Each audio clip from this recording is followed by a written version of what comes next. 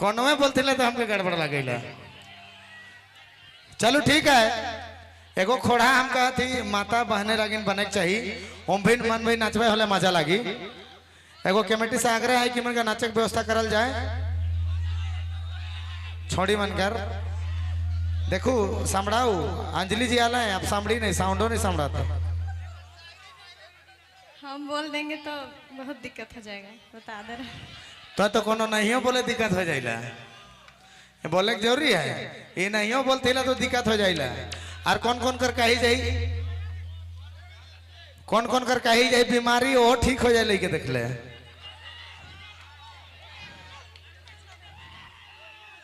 चालू करल जाएगा।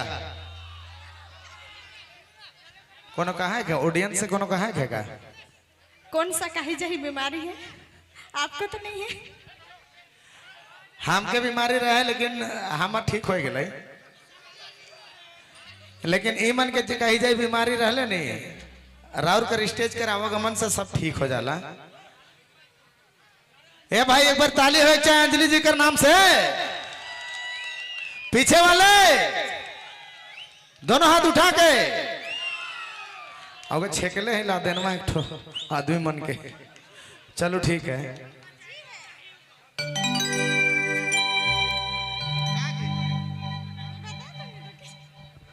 चलो ठीक है।